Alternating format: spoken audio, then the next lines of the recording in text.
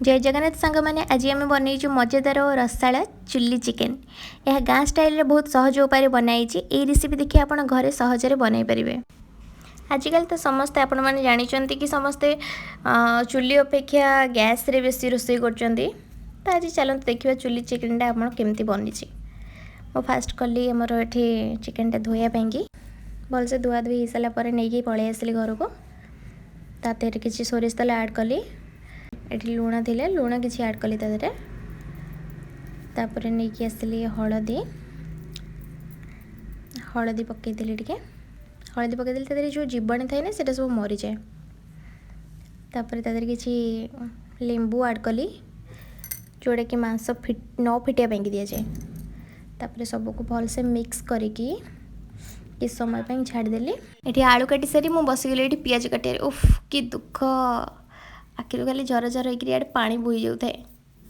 मध्य मोर पिज कटा भी सरीगला।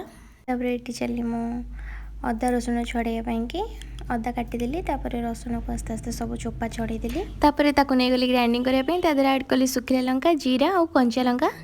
तापर मुझे गोटे प्लेट नेली और किसी गोटा मसला तेजपत्र रखीदेली। किसी गुंड मसला जमीक आमर चिकेन मसला लंका गुंड मीट मसला तापर जीरा गुंड आउ धनिया गुंड तापर काश्मीर चिली आउ हलदी गुंड।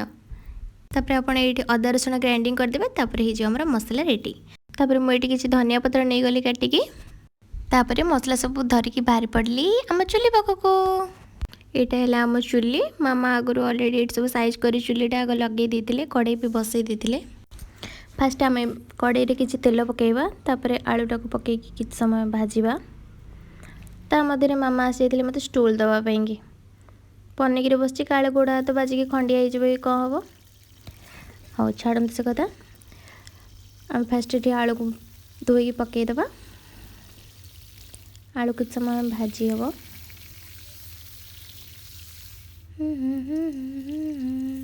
ये गला आमर आलू भजा एमती नाली पड़ी आसले आलू आपन ताको काढ़ीदेवे गोटे पात्र को।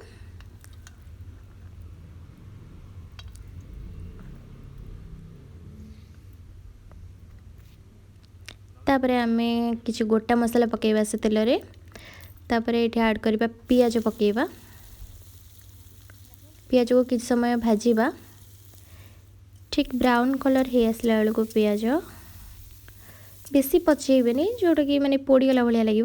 बस किसी ब्राउन कलर हो आसला बेलू को तादे किसी ऐड करदे आमर जो बाटिकी रखी मसला। ये मसला मुझे ऐड करदेली ताको भलसे किसी समय कषई देवे। तादे आम जो रखी ये गुंड मसला आनी सब जीरा धनिया ये सब पाउडर आनी से पाउडर सबको ऐड करवा। तापर ताको भलसे कषई दबा। स्लो जाल देकी कषेबे नले मसलाटा लगिगले खायापी कि पाटिकी टेस्ट लगे। तो अल्प अल्प जाल देकी किसी समय भल से पूरा कषई दबा। कषा हो आसला बेलू किसी अल्प टमाटो मुझे ऐड कली आउ कि टमाटो रखीदेली पछरे पकईवाई।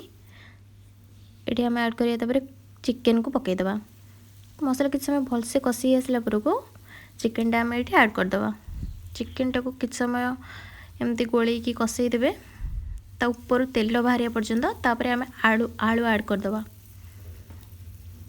चिकेन आलू को भलसे एमती कषई कषई तादर तेल बाहर आलू को मन रखु बारंबार मु कषाइया कथा ये कहूँ कि चिकेन को जिते कषेबे तार टेस्ट सेते अधिक आसब। तापर ये चिकेन पूरा कषी सारापर तादे आम पानी देदेबा। पानी देकी किसी समय ताको घोड़ेदबा। घोड़ेदेली तापर किसी समय गलापर मुझे देखला बेलू आलू फालू सब सीझी जाइए। रेडी होगा आमर चुली चिकेन। तादे रखिथे धनिया पत्र आउ गरम मसला। तादे मुझे गरम मसला पकईदेली। तापर ये कटा होगी रखि धनिया पत्र को पकईदेली। धनिया पत्र टी बेसी पकईबे बेसी पकईले मत तरकार टेस्टा ना बहुत सुंदर बास्ना और बहुत भल भी लगी। ता भर ये बाबा धरिकी नहीं आसते आमर नईरू माछ। वीडियोटी भल लगे लाइक करूँ कमेंट करी कहतु केमिति लगिला एवं एमिति नुआ नुआ वीडियो पे चैनल को सब्सक्राइब करंतु। धन्यवाद।